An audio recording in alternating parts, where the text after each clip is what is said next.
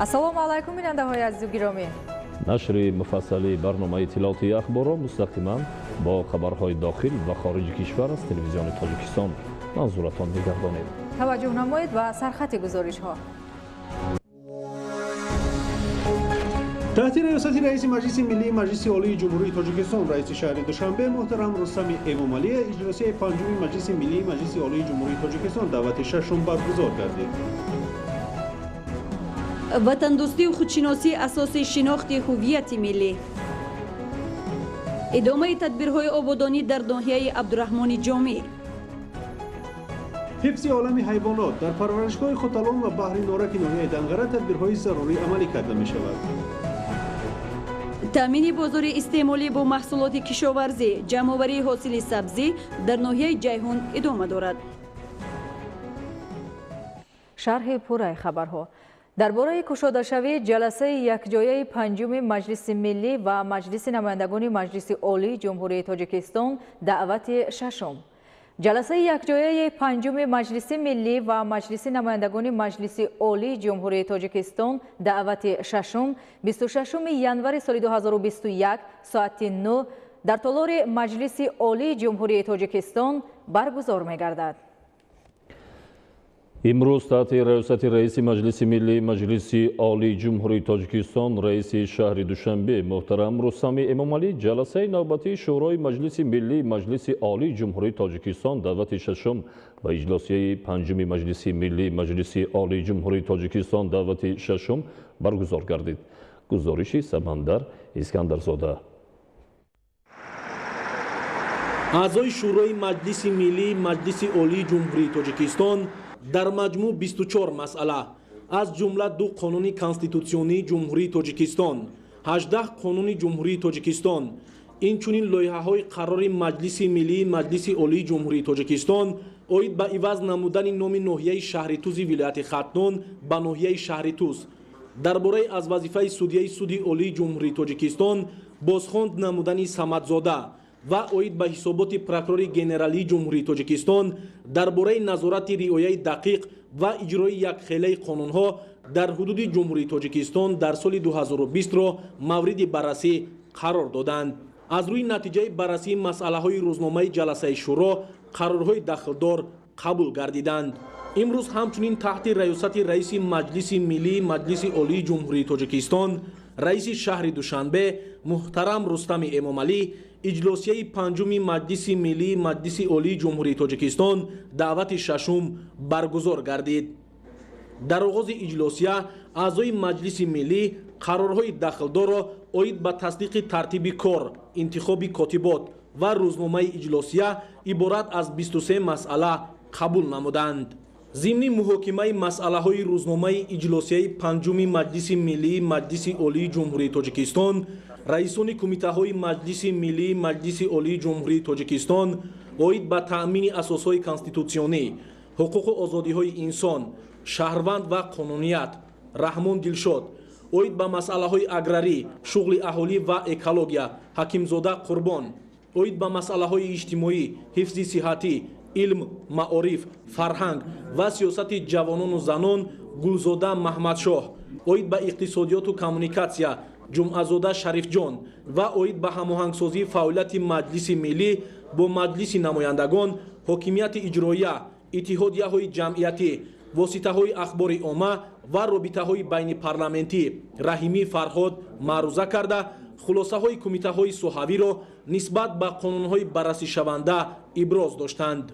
از جمله از جانب اعضای مجلس ملی مجلس عالی جمهوری تاجیکستان قانون‌های مکمل جمهوری تاجیکستان درباره عهدهداری حربی و خدمت حربی، درباره تامین امنیت بیولوژی و محافظت بیولوژی و درباره تیار نمودن متخصصان با نظرداشت طلبات بازار مهنت مورد محاکمه قرار گرفته جانبداری گردیدند. مورد ذکر است که قانون جمهوری تاجیکستان درباره عهدهداری حربی و خدمت حربی مناسبت‌های وابسته به عهدهداری حربی و خدمت حربی شهروندان جمهوری تاجیکستان را مورد تنظیم حقوقی قرار داده به طور مفصل ترتیب دعوت به خدمت حربی حتمی مهلتناک و به خدمت حربی در اساس اختیاری داخل شدن شهروندان را معین نموده است. дар баробари ин қонун хусусиятҳои хизмати ҳарбӣ дар ҳайати захираҳои даъвати сафарбариро пешбинӣ намудааст. хизмати ҳарбӣ дар ҳайати захираҳои даъвати сафарбарӣ бо гузаштани ҷамъомади якмоҳа ва супоридани маблағ ба суратҳисоби махсус ташкил гузаронида мешавад. зимнан андозаи маблағ, тартиби супоридани он ва гузаштани хизмати ҳарбӣ дар ҳайати захираҳои даъвати сафарбариро ҳукумати ҷумҳурии Тоҷикистон муқаррар менамояд. дар иртибот ба қонуни мазкур ба як қатор қонунҳои танзимкунандаи фаъолияти бархе аз мақомоти ҳифзи ҳуқуқ илова ворид карда шуд ки тибқи он минбаъд нисбати номзадҳо ба вазифаи судя ва коромӯз судя барои кор дар мақомоти прокуратура, агентии назорати давлатии молиявӣ ва мубориза бо коррупсияи ҷумҳурии Тоҷикистон, мақомоти иҷро ва мақомоти гумрук талаботи иловагии адои хизмати ҳарбии ҳатмии муҳлатнок муқаррар карда мешавад. инчунин тибқи рӯзномаи иҷлосияи панҷум аъзои маҷлиси миллии маҷлиси олии ҷумҳурии Тоҷикистон пас аз муҳокимарониҳо қонуни конститутсионии ҷумҳурии Тоҷикистон оид ба ворид намудани иловаҳо ба қонуни конститутсионии ҷумҳурии Тоҷикистон дар бораи судҳои ҷумҳурии Тоҷикистон, қонуни конститутсионии ҷумҳурии Тоҷикистон оид ба ворид намудани илова ба қонуни конститутсионии ҷумҳурии Тоҷикистон дар бораи мақомоти прокуратураи ҷумҳурии Тоҷикистон ва як қатор қонунҳои ҷумҳурии Тоҷикистонро оид ба ворид намудани тағйиру иловаҳо ба санадҳои қонунгузории амалкунандаи кишвар ҷонибдорӣ намуданд. дар ҷараёни иҷлосияи панҷуми маҷлиси миллӣ бо пешниҳоди ҳукумати ҷумҳурии Тоҷикистон лоиҳаи қарори маҷлиси миллии маҷлиси олии ҷумҳурии Тоҷикистон оид ба иваз намудани номи ноҳияи шаҳритузи вилояти Хатнон ба ноҳияи шаҳритуз баррасӣ гардида он аз ҷониби аъзои маҷлиси миллӣ якдилона қабул карда шуд.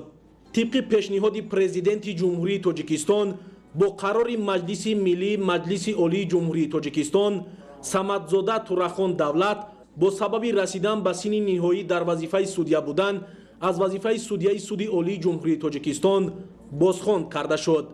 ҳамчунин дар иҷлосияи панҷуми маҷлиси миллии маҷлиси олии ҷумҳурии Тоҷикистон ҳисоботи прокурори генералии ҷумҳурии Тоҷикистон дар бораи назорати риояи дақиқ ва иҷрои якхелаи қонунҳо дар ҳудуди ҷумҳурии Тоҷикистон дар соли 2020 шунида шуд.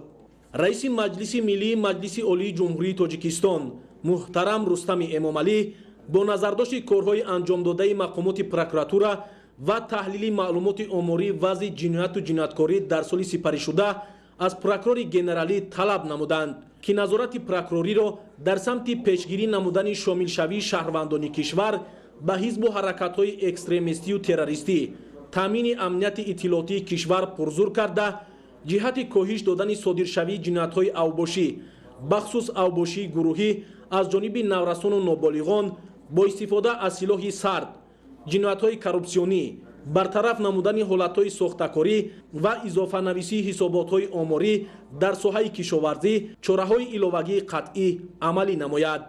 дастур дода шуд ки прокурори генералии ҷумҳурии Тоҷикистон фаъолиятро дар самти назорати риояи дақиқ, иҷрои бечуну чаро ва якхелаи қонунҳо, ошкор ва бартараф намудани мухолифати санадҳои меъёрии ҳуқуқӣ, огоҳонӣ, пешгирӣ ва ошкор намудани ҷиноятҳои марбут ба савдои одамон, муомилоти ғайриқонунӣ воситаҳои нашъадор, аз байн бурдани шиканҷа, муносибатҳои бераҳмона ва дигар кирдорҳои таҳқиркунандаи шаъну шарафи инсон дар рафти таҳқиқу тафтиши пешакӣ, тавқифгоҳҳои нигоҳдории муваққатию тафтишотӣ ва муассисаҳои иҷрои ҷазои ҷиноятӣ, таъмини риояи қонунгузорӣ дар соҳаҳои иқтисодиёт, бахусус ҳимояи ҳуқуқи истеъмолкунандагон ва дастгирии давлатии соҳибкорӣ, раванди муҳоҷират ва ҳифзи сиҳатии мардум, пешгирии ҷинояту дигар ҳуқуқвайронкуниҳо дар байни ноболиғон, баррасии пурра ва ҳамаҷонибаи муроҷиатҳои шахсони воқеиву ҳуқуқӣ тақвият бахшанд. ҳамчунин таъкид карда шуд ки бобати баланд бардоштани самаранокии иштироки прокуророн дар баррасии судӣ парвандаҳои гражданӣ, оилавӣ, маъмурӣ, иқтисодӣ ва ҷиноятӣ, татбиқи чораҳои дахлдор нисбати санадҳои судии хилофи қонун ва назорати иҷрои санадҳои судӣ, инчунин ҷиҳати пешгирии содиршавии ҷинояту муносибатҳои ғайриоиномавӣ дар қувваҳои мусаллаҳ, дигар қушунҳо ва воҳидҳои ҳарбӣ ки боиси расонидани зарарҳои ҷисмонӣ ва фавти сарбозон мегарданд, тадбирҳои муассир андешида шаванд.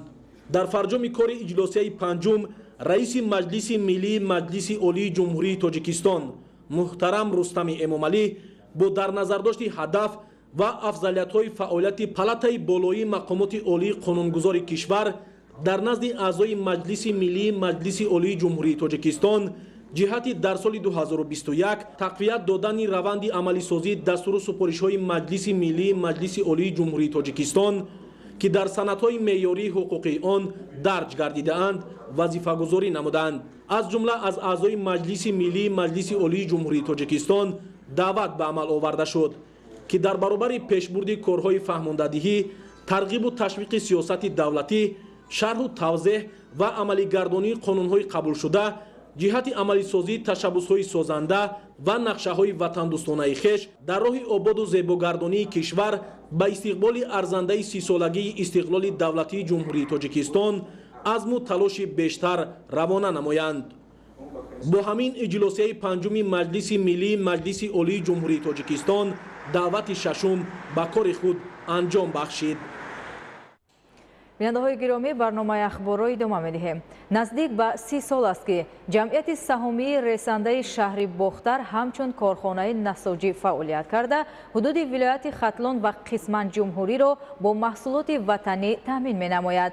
айни замон дар корхонаи мазкур беш аз 80 намуд маҳсулот истеҳсол шуда талаботи бозори дохилиро бо сару либоси низомӣ, мактабӣ, либосҳои варзишӣ, хилъатҳои тиббӣ, рахти хоб ва дигар навъи маҳсулоти насоҷӣ қонеъ месозад. гузориши абдуразиқи азиз. ҷамъияти саҳомии кушодаи ресанда қурғунтепа кото глобали шаҳри бухтар аз калонтарин корхонаҳои насоҷӣ дар ҳудуди вилояти хатлон маҳсуб меёбад. корхонаи саноатӣ ба истеҳсоли ришта, мато ва дигар маҳсулоти ватанӣ машғул буда айни замон хеле хуб бозорҳои дохилиро бо истеҳсолоти худӣ таъмин карда истодааст. наздик ба 30 сол боз ҷамъияти саҳомии кушодаи ресанда қурғунтепа кото глобали шаҳри бухтар фаъолияти бонизом дошта маҳсулоти рақобатпазир истеҳсол мекунад. дар корхона аслан занону бонувони маҳаллӣ аз шаҳри бухтар ва ноҳияҳои ҳамшафати маркази вилояти хатлон фаъолият карда бо музди меҳнати қаноатбахш ва рӯзона як вақт хӯроки гарм таъмин карда мешаванд. 타직에 있는 봉지의 기업들과 많은 협력을 했고 저희 코타 글로벌은 мо қариб 2 сол мешавад ки бо ҷамъияти саҳомии кушодаи ресандаи қурғунтепаи шаҳри бухтар дар ҳамкорӣ фаъолият дорем ва айни замон 500 нафар занону бонувони маҳаллиро бо ҷойи кор таъмин карда оянда боз ният дорем ки ба маротиб сафи коргаронро зиёд намоем. барои ин имконият дорем ки чеварон ва дизайнерҳои навро ба кор таъмин кунем. либоси мактабӣ духта истодаем. дар як рӯз фақат 100 та 150 та буруки мактабӣ проварда метонем. маошомон вобаста корамон ҳастанд. баъзеҳо ҳастанд 3.5 то 4000 ойлик мегиранд. ҷамъияти саҳомии кушодаи ресандаи қурғунтепаи шаҳри бухтар дар заминаи дастуру ҳидоятҳои ҳукумати мамлакат махсусан истеҳсоли пахта ва то ҳадди ниҳоӣ коркарди маҳсулоти пахта тадбирандешӣ карда дар хуҷагии тухмипарварӣ ба номи Файзалӣ Саидовӣ назди ҷамъияти саҳомии кушодаи ресандаи қурғунтепа пахта истеҳсол намуда ашёи хомро барои коркард ба корхонаи худ ворид менамояд.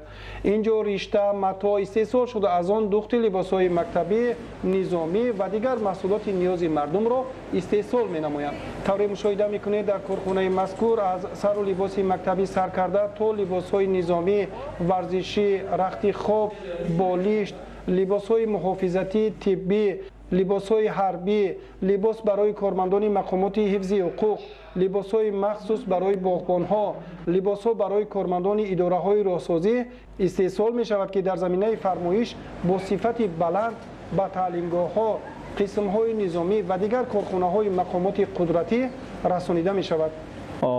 저희가 한국 기업이 왜 하트론에 있는 복탑 мо дар ҳамкорӣ бо соҳибкори ватанӣ Нусратулло Файзуллоев аз давлатҳои пешрафтаи дунё таҷҳизоти замонавӣ ва сохти охириро ворид кардем.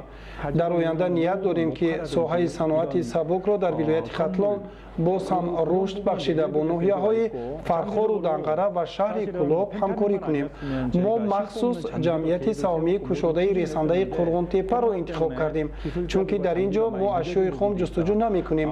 дар ин ҷо пахтаву ришта ва матоъ аз ҳисоби худи корхона истеҳсол карда мешавад. طول 2 سال است در چنین کارخانه کار میکنیم. در قطار من با 200-300 نفر زنایی هستند که کار میکنن. با همراهی ما معاششان هم هر خیلی است، وابسته ای کارشان است. پیش از همه ایثار مینه‌داری به پیشوای ملت میکنیم که زنها را دستگیری میکنند. صاحب کار هستیم. айни замон дар корхона маҳсулот хеле зиёд мавҷуд буда. барои мавсими навбатӣ, соли нави хуниш, сару либоси мактабӣ, якчанд намуд либосҳои варзишӣ тобистонаvu зимистона, ниқобҳо барои пешгирии бемориҳои сироятӣ, сару либоси тиббӣ ва сару либоси муҳофизатӣ барои табибон мавҷуд аст. ҳамзамон дар корхона истеҳсоли баннерҳо ва шиёру навиштаҷот ҳам фаъолият мекунад ки ба истеҳсоли парчамҳои гуногунандоза ва навиштаҷоти ороишдиҳандаи кӯчаву хиёбонҳо машғул аст. корхона аслан бо нахи ришта машғул мебошад. аз он ҷумла дар ҳудуди корхона коргоҳи дузандагӣ ташкил шудааст ки сару либосҳои мактабӣ, варзишӣ, рахти хоб барои беморхонаҳо, либосҳои махсуси корӣ барои коркунони роҳ духта бо сифати баланд ба мардум пешкаш карда мешавад. аслан занону бонувони маҳаллӣ бо шуғли доимӣ таъмин буда дар минбаъда бо гарм шудани обу ҳаво метавонанд ки сафи коргаронро хеле зиёд кунанд. корхона ба коргарони ноҳияҳои гирду атрофи шаҳри бохтар шароити рафту омади ройгони воситаҳои нақлиётро таъмин кардааст. дар ноҳияи данғараи вилояти хатлон 2 парваришгоҳ худталон ва баҳри норак мавҷуд аст ки дар ин парваришгоҳҳо ҳайвоноту паррандагони нодир аз қабили оҳуи холдор, гӯсфанди кӯҳӣ бухороӣ ва бабри барфӣ парвариш меёбанд. бо мақсади ҳифзи олами ҳайвоноту паррандагон дар фасли зимистон пайваста корҳои биотехникӣ гузаронида мешавад. гузориши хабарнигорони мо дар ин хусус таҳия гардидааст. дар парваришгоҳи хуталон ва баҳри норак ҳайвонот ва паррандагони нодире парвариш ва нигоҳубин карда мешаванд ки бисёре аз намудҳои он ба китоби сурхи Тоҷикистон шомиланд. ҳифз ва афзоиш додани саршумори ҳайвоноту паррандагони нодир дар ин парваришгоҳҳо зери таваҷҷӯҳи махсус қарор дошта дар ин самт корҳои назаррас анҷом дода мешаванд. таи солҳои охир дар натиҷаи тадбирандешиҳои давлат ва ҳукумати ҷумҳурии Тоҷикистон ҳамасола саршумори ҳайвонот ва паррандагони нодири парваришгоҳ хуталон ва баҳри норак зиёд гардидааст. мавқеи ҷуғрофии ин парваришгоҳҳо барои парвариш ва зиёд намудани саршумори намудҳои гуногуни ҳайвонот аз қабили гӯсфанди кӯҳӣ, бухороӣ ва паррандагони нодир мувофиқ мебошад. дара ва талу теппаҳои парваришгоҳ макони сукунат ва сайру гашти асосии ҳайвоноти нодир маҳсуб ёфта аз ҷониби масъулон ҷиҳати ҳифзи олами ҳайвоноту наботот ва паррандагони нодир корҳои зарурӣ анҷом дода мешавад. масъулон нақша доранд ки дар оянда бо назардошти имкониятҳои фаррох, обу ҳавои мусоид ва табиати нотакрори ин мавзеъ дар парваришгоҳҳои хуталон ва баҳри норак саршумори ҳайвоноту паррандагони нодирро боз ҳам зиёд намоянд. аз ҷониби масъулони парваришгоҳи хуталон ва баҳри норак бо назардошти бориши барф ва сардии фасли зимистон ҷиҳати ҳифзи олами ҳайвонот ва паррандагони нодир корҳои биотехникӣ гузаронда шуд. кормандон дар доираи нақшачорабиниҳо ва иҷрои вазифаҳои ба уҳда дошта дар кӯҳҳо ва ҷангалҳо ба миқдори зарурӣ гандуму ҷав ва алаф пошиданд. амалӣ кардани чунин тадбирҳои зарурӣ саривақтӣ буда имкон фароҳам меорад ки ҳайвонот бо хошок ва паррандагон бо дон таъмин карда шаванд. бо дастуру супоришҳои пешвои миллат муҳтарам президенти ҷумҳурии Тоҷикистон Эмомалӣ Раҳмон корҳои видеотехникиро маротибаи дуюмай гузаронда истодем ки аз сабаби несу нобуд нашудани ҳайвонотҳои нодир ва паррандагон 1 тонн гандуму ҷувори макка ба табиат пошидем. дар оянда мо боз агар зимистони хунук биёяду сард биёяд барфи баланд зана бо корҳои биотехникӣ мегзарам барои ҳифз намудани ҳайвоноту паррандаҳо. ҳамзамон ин тадбирҳо имконият медиҳанд ки ҳайвоноти ваҳшӣ ва паррандагони дар кӯҳҳо ва талу теппаҳо сукунат дошта аз сардӣ талаф наёбанд. гуфтан ба маврид аст ки ҳифзи олами наботот ва паррандагони нодир дар оянда ба афзоиш ёфтани саршумор мусоидат мекунад. парваришгоҳи хуталон ки аз соли 2017 таъсис ёфта буд, зиёда аз 38 000 гектар замин дошта. дар ҳудуди парваришгоҳи хуталон یک قطار حیوانات با کتاب صدق تاجیکستان شامل شده از قبیل گوسفند کوهی بخارایی، ببر برفی و دیگر نمود حیوانات ها قرار دارد. همه ساله کارهای بیوتکنیکی در حدود پرورشگاه خوتالان 3-4 مراتبه گذرانده می شود. طبق نقشه چاره‌بینی ها در آینده نیز کارهای بیوتکنیکی در حدود پرورشگاه های خوتالان و بحر نورک انجام داده می شوند. مشاهده ها نشان می دهند که با اندیشیدن چاره های سریوقتی سال به سال سرشمار همه نمود حیوانات و پرندگان نادری که در پرورشگاه های خوتالان و بحر نورک که در حدود ناحیه دنغره جای گیرند افزایش یافته دقت سیاحان خارجی را جلب ساخته است. باید گفت که بعد اعلان شدن سالهای رشد دهات، سیاحی و هنرهای مردمی و بهتر کردن وضع فعالیت ممنونگاه‌ها توجه سیاحان خارجی به امکانات‌های رشد توریسم بین‌المللی تاجیکستان بیشتر گردیده است. نوریدین قربان، معروف عبدالله، بهادر ترسونوف از ناحیه دنغره برای برنامه اخبار. امروزها در همه شهر و ناحیه‌های مملکت آمادگی‌ها به سالگرد 30 استقلال دولتی ادامه داشته باعث رشد بنیادکاری‌ها گردیده است. در ناحیه عبدالرحمن جامع در برابر مقامات اجرایی حاکمیت دولتی ناحیه همچنین با جلب صاحبکاران، اشخاص سخاوتپیشه و اهالی کارهای ساختمانی در انشاءات تعیینات گوناگون با مرام ادامه دارد. گزارش خبرنگاران ما.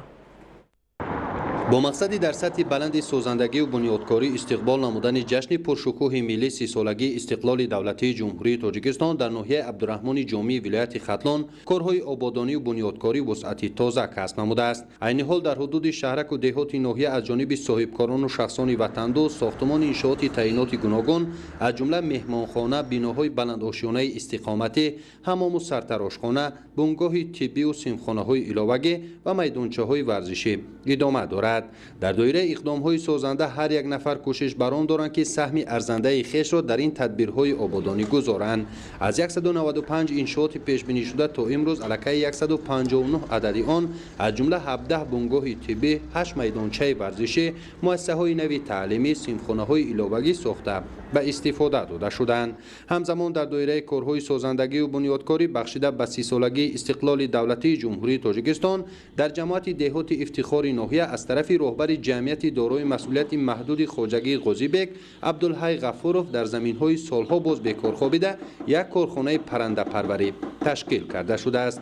با وارد نمودن دستگاه و تجهیزات نو استحصال گوشت پرنده در ناحیه عبدالرحمن جامع زیاد گردید. عین حال در این کارخانه نو تأسیس پرنده پروری بیش از 4000 مرغ گوشتی نگاه و بین کرده می شود. در این ناحیه عبدالرحمن جامع کارخانه پرنده پروری تشکیل کردیم. از حاضر 2300 دانه مرغ چیمه را به کشتن نزدیک آمدگی با 2500 شجاع دیگر از ولایت سوق وارد کردیم. تا امروز سومین بار است که ما به بازار گوشت دسترس کردگیم. می‌خواهیم که با آینده زیادتر شود این گوشت. واقعا تشکل و پیشرفت ساحه پرنده پروری در مملکت نظررس است. در دوام سالهای اخیر با دستگیری حکومت جمهوری تاجیکستان این بخش خواجگیداری نیز رو به انکشاف نهاده تخم و گوشت پرنده محلی در جمهوری تامین گردید. دیگر صاحبکاران ناحیه نیز با جانبداری از سیاست پیشگرفته رهبریت عالی کشور جهت رسیدن به هدفهای گذاشته شده بنیاد کارگاه و کارخانه‌های نوی صنعتی را زیاد می‌نمایند. مثلا جمعیت دارای مسئولیت محدود امپک خوجامستان در برابر براه ماندن کارگاه‌های خرد آردبراری همزمان با وارد نمودن دستگاه‌های نوی زمانوی کارکرد شالی را نیز براه مانده است. کارخانه‌های خرد صنعتی آسیاب‌های آردبراری و برای آسیاب‌های برای خوراک چاروا، آسیاب‌های برای استحصال شالی، این دستگاهی که حاضر ما اینجا شاهد گردیدیم دیدیم این دستگاه برای کارکرد شالی است. دستگاه نوی زمانوی است و تازه‌تر خوبتر میزنه. همزمان در دایره سالهای رشد دهات، سیاحی و هنرهای مردمی در ناحیه عبدالرحمن جامع ولایت ختلان کارگاه‌های نوی دوزندگی ساخته و استفاده داده می شود که زنان و بانوان محلی با شغل دائمی فرا گرفته می شوند. کارگاه دوزندگی سامان اساساً به دوخت سر و لباس مکتبی مشغول بوده، در آن بیش از 20 نفر بانوان با کار جلب گردیدند. در ناحیه عبدالرحمن جامع 18 کارخانه صنعتی فعالیت میکنند که از آن جمله در سال 2020 در ناحیه با کارخانه دوزندگی سامان به استفاده داده شد 22 عدد جای کاری تشکیل کرده شد که در اینجا اساساً بانوان زنان خانه‌نشین با کسب و هنرهای مردمی جلب شده هستند. در مجموع در همه جماعت و دهات ناحیه عبدالرحمن جامی ولایت ختلان بنیاد چنین انشاءات ضروری از جانب صاحبکاران و اهالی جریان داشته این تدبیر امکان می‌دهد که جایهای نوی کاری مهیا گردیده برای آباد و زیبا گردیدن ناحیه زمینه مساعد گذارد. عبدالحمید نظیر بهادر قربانزاده، ناحیه عبدالرحمن جامی، اخبار. برنامه اخبار را ادامه می‌دهیم. استقلال دولتی برای مردم کهن‌بنیاد تاجیک امکان تاریخی فراهم آورد که عنعنه‌های فرهنگی و جشن‌های ملی خود را در شکل و محتوای نو و زمانوی احیا و تجلیل نماید. در شهر و ناحیه‌های ولایت ختلان جشن سده تجلیل کرده شد. زارش خبرنگاران ما. در ناحیه خراسان بخشیده به جشن سده چهاربینی برگزار گردید. در تاجیکستان بعد از کسب استقلالیت دولت تازه بنیاد راه را برای احیای رسم و آیین‌های ملی هموار کرده است و برای تجلیل این جشن‌های باستانی هیچ مانعی وجود ندارد. در این مدت با ابتکار پیشوای ملت محترم امام علی رحمان نوروز عالم افروز به جشن بین‌المللی مبدل شد و جشن مهرگان نیز احیا گردید. اکنون در ردیف این دو جشن ملی فرصت بسیار مناسب فراهم شده است که جشن سده نیز با شکوه و شهامتش دوباره برقرار گردد. احیای جشن سده در ادامه اقدام‌های سازنده و معرفی فرهنگ قدیمی صورت گرفته اهمیت آن تقویت خودشناسی ملی و ترغیب رسم و آیین‌های ملی این ملت کهن تمدن محسوب می‌یابد. تجلیل این جشن نیز اهمیت تقویمی داشته رو به گرمی نهادن طبیعت و آمادگی به کشت و کار بهاری را شهادت می‌دهد. همچنین برنامه‌های رنگین فرهنگی نیز در نظر داشته شده بود که خیلی خوب و خاطرمان جریان گرفت. در همین زمینه و دایر به تطبیق تدبیرهای آبادانی و بنیادکاری در دهه کوچمی جماعت دهات غله‌آباد ناحیه خراسان با مقصد تامین دائمی اهالی با برق با درازی 2.5 کیلومتر خط بلند شدت و در مسافه 1.7 کیلومتر خط پست شدت و یک ترانسفورماتر 160 کیلووات نصب کرده شد. در ناحیه خراسان 3 دهه‌ای که از برق تنقسیم می‌کشیدند. سال 2019 دهه کوچیم و چلان خط برقی ساخته به استفاده داده شد. این مثال باشد دهه کوچیم به استفاده داده شد که مردم خیلی خرسند. عوضنمایی ترانسفورماتورهای فرسوده با ترانسفورماتورهای نو پر اقتدار در زیر ایستگاه‌ها و کشیدن خط‌های بلند شدت در تامین اهالی با برق در فصل زمستان مهم سری وقتی دانسته شده مسئولین تلاش به خرج می‌دهند تا در این سمت دستگیری اهالی باشند. همچنین با دستگیری مقامات و شخصان سخاوتمند به ساکنی دهه چهارباغ یتیمی کل امام و فرزانه که تا به امروز خانه استقامتی نداشت یک خانه 3 حجره‌دار با تمام شرایط ساخته به استفاده داده شد. من خیلی میندارم اولم ای پیشوای معظم ملت ای حکومت ای همه رئیسانی دستگیری مرا کردن که خانه ما را هم ساخته. من خرسندم. جمهوری تاجیکستان دولت اجتماعی بوده بهسازی وضع زندگی اهالی در اولویت قرار دارد. سیاست انسان دوستانه حکومت جمهوری تاجیکستان همچنین منبع الهام نفران سخاوتمند و صاحبکاران موفق و وطن دوست گردیده است و همساله در پیروی به اقدام‌های بشردوستانه راهبریت دولت و حکومت مملکت در این سمت قدم‌های استوار می‌گذارند. از زمانی به دست آوردن استقلال تا امروز تمام تلاش‌های حکومت جمهوری تاجیکستان برای تامین کفالت‌های اجتماعی خصوصا نفران امکاناتشان محدود یتیمان و بی‌سربانان و پیرانسالان و باشندگان مؤسسه‌های اجتماعی روانه گردیده در جمهوری زمینه حقوقی حفظ اجتماعی اهالی پررا تهیه و مورد عمل قرار داده شده است. ساکنان مهنت‌قرین ناحیه قبادیان جشن سده را با دستاوردهای استحصالی استقبال گرفتند. در دایره یک چهاربینی که در صحن قصر فرهنگ دایر گردید کشاورزان دستاوردهای خود را به نمایش گذاشتند. سده جشنی موضوع که نامدار است ز افریدون و ز جهد یادگار است.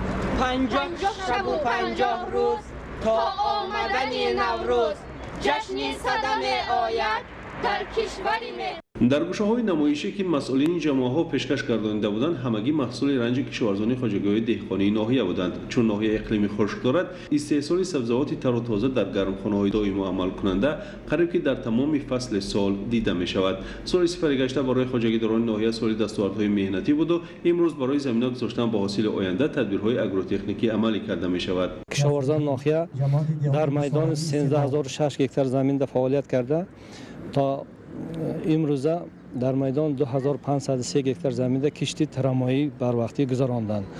اینچنین کشتی کارتوش که در میدان 128 هکتار زمین کشت کرده شده ادامه دارد.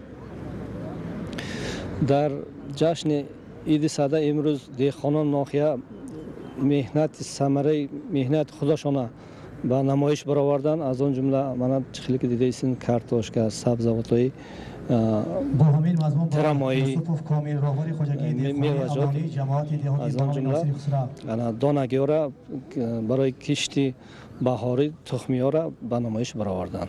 مسئولین ضمن بازدید از نمایشگاه جهت توجه به زمین و استفاده مقصدناک آن که باعث غنی کردن بازار استعماری می‌گردد دستور و هدایت‌ها دادند. در ناحیه زیاده از 2500 خواجگی‌های دهقانی فعالیت می‌کنند و از 4.1 حصه آنها تکنیک خود را داشته با این دارایی کار خود و همسایه خواجگی‌ها را سریع وقت و موافق به اگروتکنیک پرورش زراعت به انجام می‌رسانند. اشتراکچیان با یادآوری از این جشن تاریخی عاید بر رشد و ترقی سمت‌های گوناگون خواجگی خلق به خصوص کشاورزی ابراز نظر نموده، نفرانی که در تقویت ساحه کشاورزی سهم ناصب گذاشتند با افتخارنامه و دیگر تحفه‌ها سرفراز گردانیدند.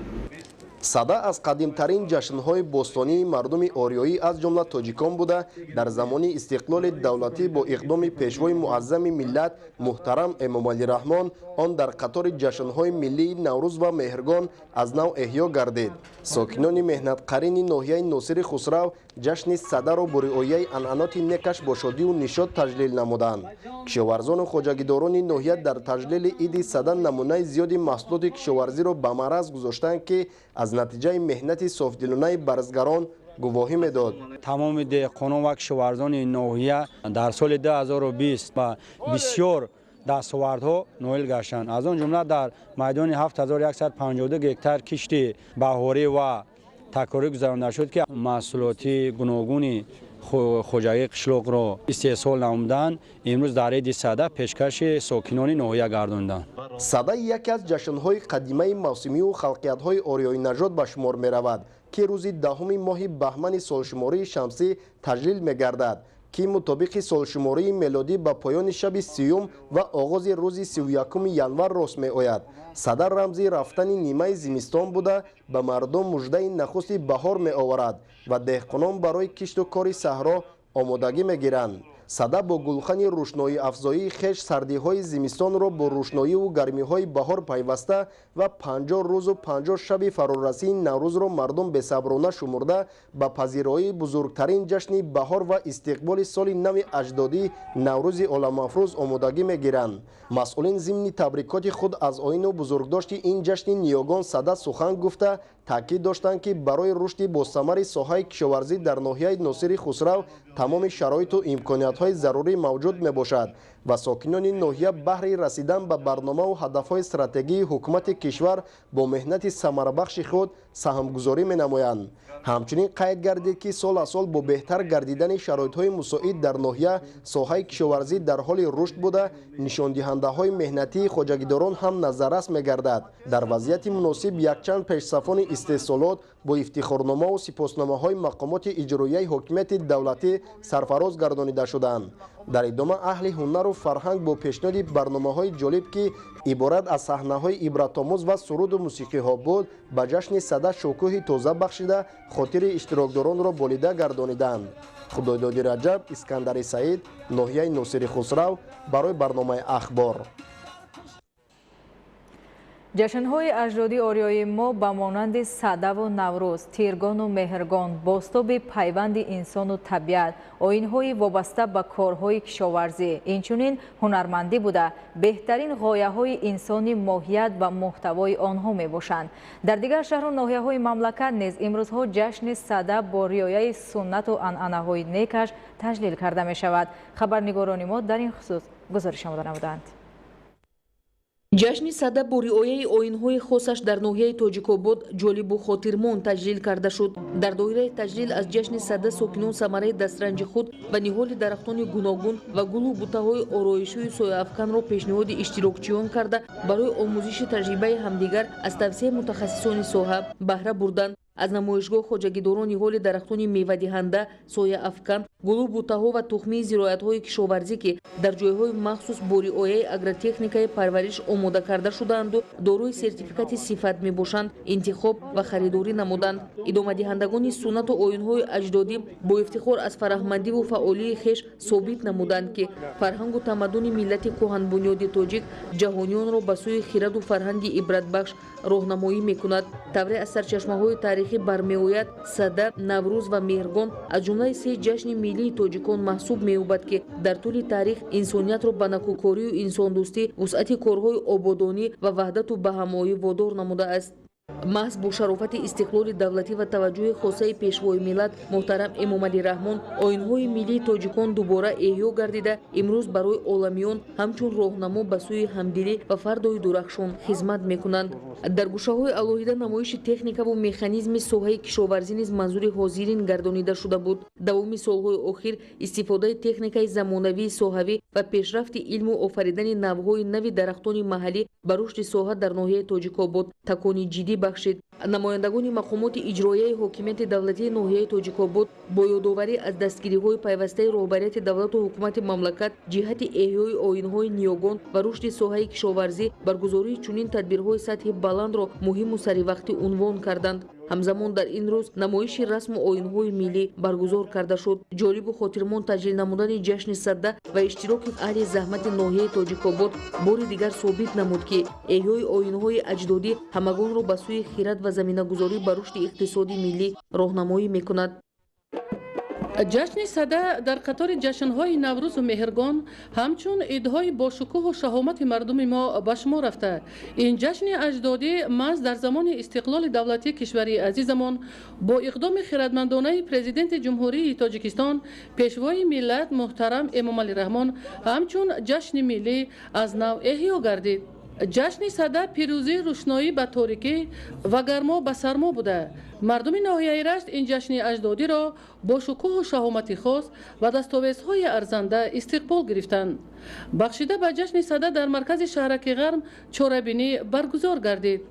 در راستای نمایش محصولات کشاورزی و هنرمندی کشاورزان جماعت‌های شهرک و دهات ناحیه رشت محصول دسترنج خود را به معرض تماشا گذاشته بودند که همه این دستاورد و پیشروی‌ها از زحمت دهقانان و هنرمندان این گوشه کوهستانی کشوری عزیزمان شهادت می‌داد. جشن سده این جشن نیاگانمان بوده، از دوران قدیم به ما میراث مانده است. از زمان پادشاه شنگ 100 روز پیش از نوروز، یعنی سده گفتش 50 شبانه روز پیش از نوروز جشن گرفته می شود. یکی از ساحه‌های اساسی و پیشبرنده اقتصادیات ناحیه رشت اساساً کارتوشک‌کاری، غله‌کاری، باغداری به شمار رفته. همه ساله با زیاد شدن میدان کشت زراعت‌های کشاورزی و میدان باغ‌های نو همزمان استحصال محصولات از قبیل سیبونا، کارتوشکا، غله افزوده نقش دهقانان در تامین بازارهای محلی و پایتخت کشوری عزیزمان با میوه‌های خوشصفت استحصال خودی خیلی هم نظررس میباشد. فرارسی جشن سده چون فالینک از آمدن فصل گرما و تیاری کشاورزان به موسم کشتکاری بهاری درد میدهد. این است که فرارسیدن جشن سده برای مردم همچون تجسمگر سنت‌های نیک انسانی بوده و این جشن مبارک فیض و برکت خانی پرناز و نعمت کشاورزان را انعکاس می‌نماید. در اطراف گلخان مردم بزم بازی نموده فرارسی جشن سده را به همدیگر مبارکباد میکردند و تمنای آن را داشتند تا دست جمعانه در معرکه کشتکاری بهاری و سرعت بخشیدن کارهای سازندگی و آبادانی به استقبال جشن 30 سالگی استقلال دولتی جمهوری تاجیکستان سهمی با سزای خود را گذارند. ایدیگول محمود، دادرجان میرزازاده، برای برنامه اخبار از ناحیه رشت. ҷашни сада дар ноҳияи шаҳрина бо баргузор намудани намоиши дастовардҳои кишоварзону ҳунармандон таҷлил карда шуд. дар ин чорабинӣ хоҷагиҳои ҷамоавӣ аз ҷамоатҳои деҳот иштирок намуда бо риояи суннатҳои аҷдодӣ аз фарорасии ин ҷашни бостонӣ хурсандӣ намуданд. макони баргузории ин чорабинӣ шукӯҳманд боғи фарҳанги фароғатии ноҳия интихоб гардида он идона оро ёфта буд. ташкили ин чорабинӣ ва ба намоиш гузоштани номгӯи зиёди маҳсулот хоса ҳосили зироати кишоварзӣ, намудҳои гуногуни тухмиҳо, ниҳоли дарахтони ороишиву мевадиҳанда ва дигар дастовардҳои хоҷагидорони ноҳия ин маконро қабои идона бахшид. сада аз ҷашнҳои қадимаи миллати тоҷик ба шумор рафта онро аз қадим миллати тоҷик ба таври густурда таҷлил менамояд. дар ин маърака ҳамчунин ихтироъкорони ҷавон маҳсули заҳмати хешро манзури тамошобинон карданд. оилаҳои ҳунарманд аз деҳоти ноҳия дар доираи расму оинҳои миллӣ дастархон густурда хӯрокҳои гуногунро ки аз гузашта мерос мондаанд ба тамошо гузоштанд. техникаву мошинолоте ки аз ҷониби хоҷагидорон муаррифӣ карда шуд аз омодагии ҳамаҷонибаи кишоварзони ноҳия барои кишти баҳорӣ бозгӯ буд. тибқи иттилои раёсати кишоварзии ноҳия имрӯз барои киштукори баҳорӣ аз ҷониби хоҷагидорон 470 трактори тамғаи гуногун ва 360 адад мошинолоти кишоварзӣ омодаи кор мебошад. бо истифода аз ин ҳар як кишоварзи ноҳия барои оғоз намудани киштукори баҳорӣ ҳамаҷониба омодагӣ мебинад ва кӯшиш доранд мавсими имсоларо бо дастовардҳои назаррас сипарӣ намоянд.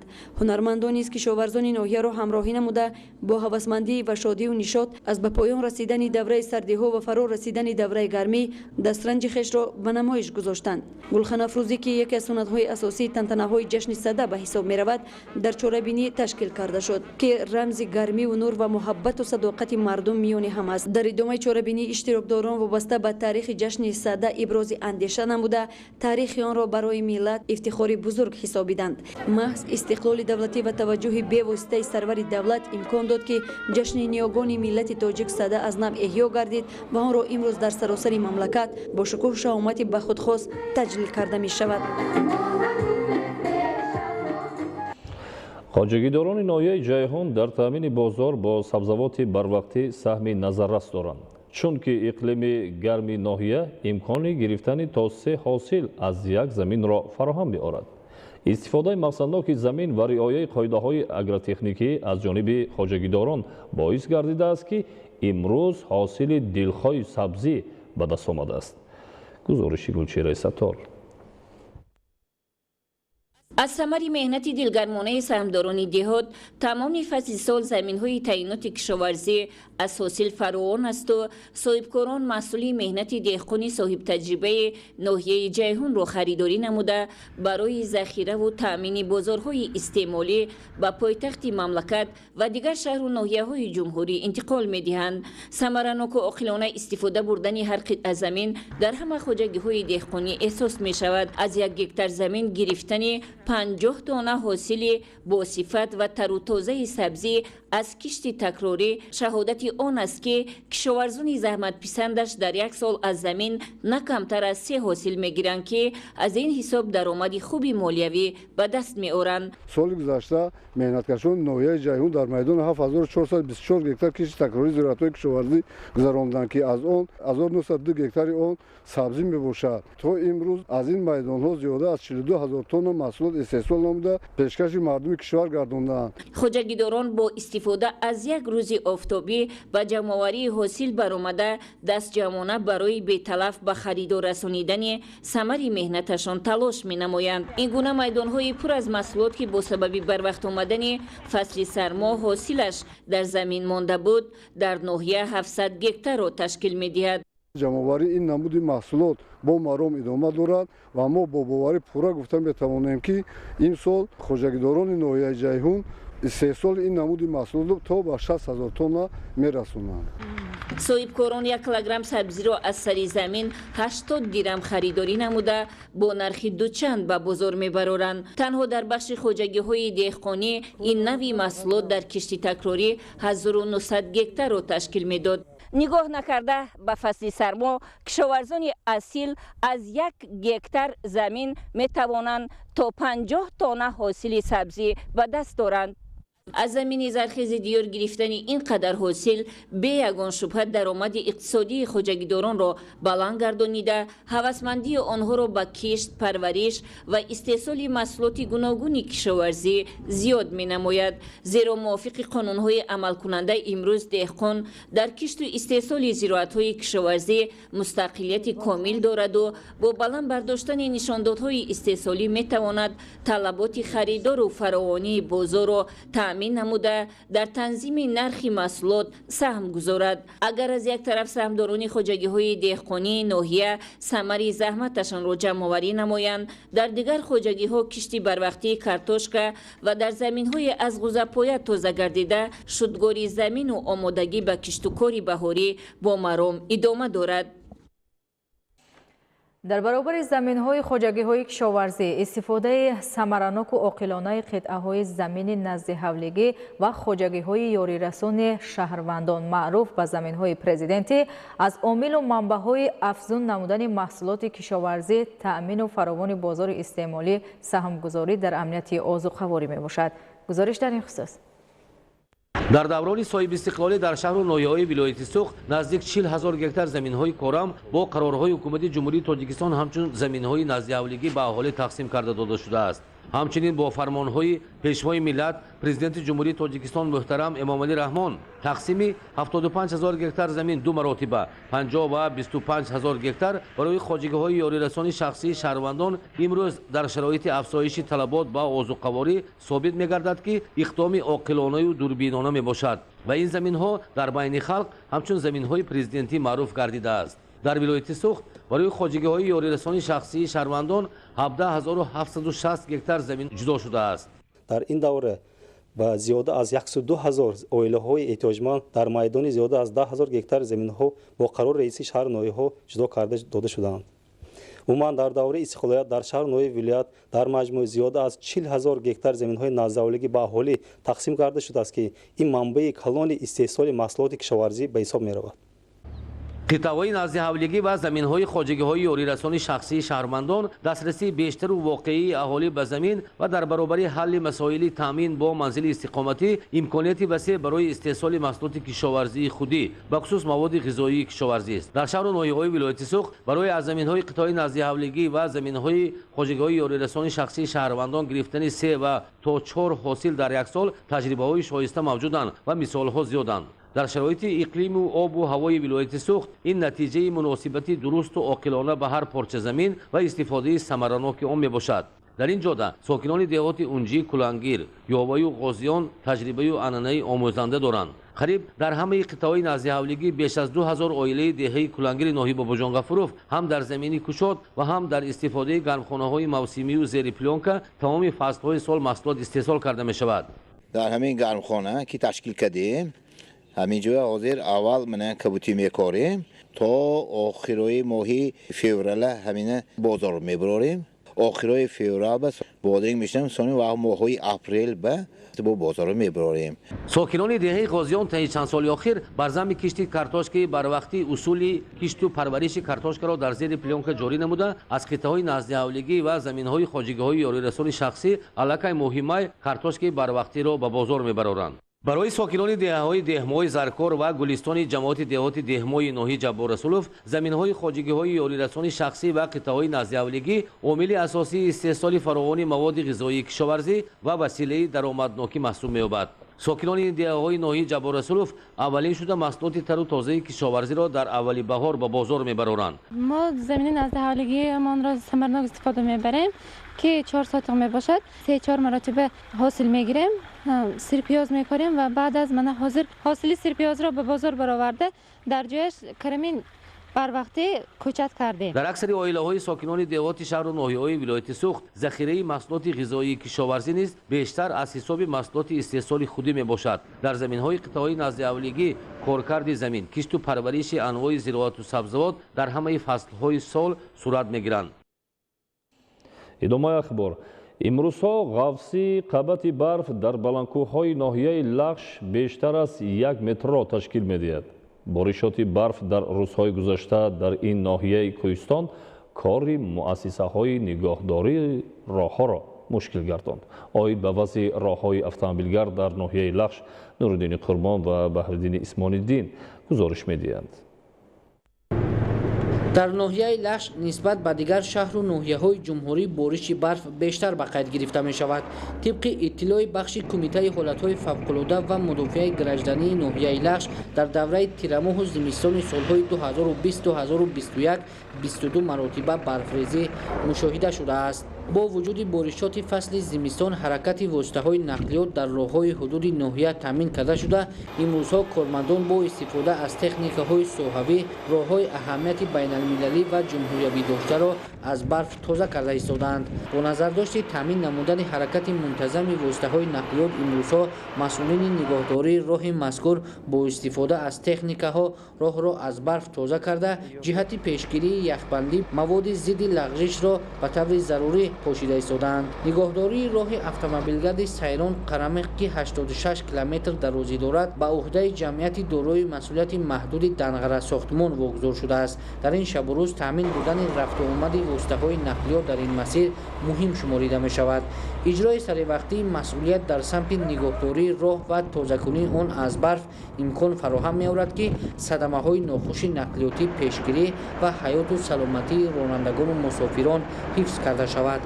با مقصد تازه نمودن راه‌ها از برف امروز قوا و واسطه‌های زیرنظام حدودی نظام یگانه مخصوصاً تکنیک و مکانیزم‌های جمعیت دارای مسئولیتش محدود دنغره ساختمان ده سفربر گردیده راه‌ها از برف تازه کرده شده.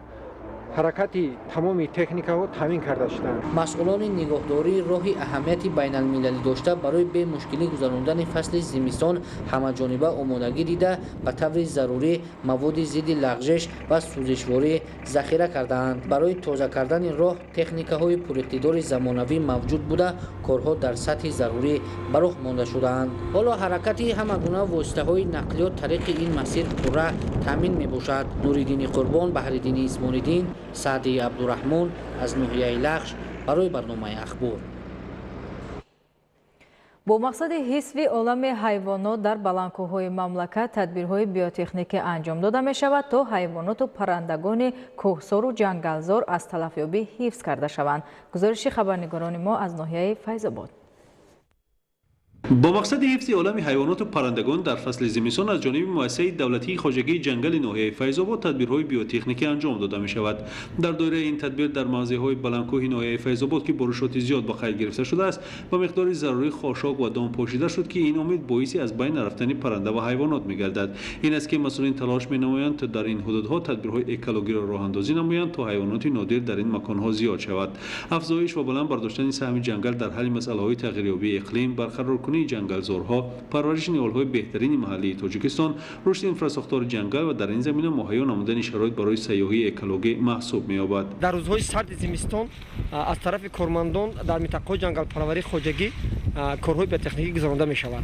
در امروزه اجرای نقشه کارهای بیوتکنیکی ما بیش از 100 کیلوگرم گندم و 200 کیلوگرم خاشاک درشت برای تامین حیوانات نادر و پرندگان در منطقه جنگل پروری فیض‌آباد پوشیده شد. مساحت عمومی فاند زمین‌های خواجگی جنگل ناحیه 13623 هکتار را در بر می‌گیرد. مؤسسه دولتی خواجگی جنگل ناحیه فیض‌آباد از 3 منطقه جنگلزار عبارت بوده، در آن 8 نفر فعالیت می‌کنند. جمهوری تاجیکستان نه تنها با تشابس‌های سطحی بین‌المللی در سمت حفظ محیط زیست و اکولوژی در جهان مشهور است، بلکه طبیعت زیبا و غنی از گل و گیاه‌های طبابتی و آرایشی و عالم وحوش رنگ و رنگش دل جهانیان را تسخیر نموده است. اقلیم موافق و تقسیم شده در 4 فصل نیز زیبایی‌های خود را دارد. در انبار خواجگی بیش از 800 کیلوگرم ریز گندم و جو و به مقدار 1 تن خاشاک درشت ذخیره کرده شده است. در دایره تدبیر امروزه نیز در موضع‌های علایده حدود جنگلزار بیش از 10 میدانچه برای دادن خوراک به پرندگان و حیوانات تشکیل شده است.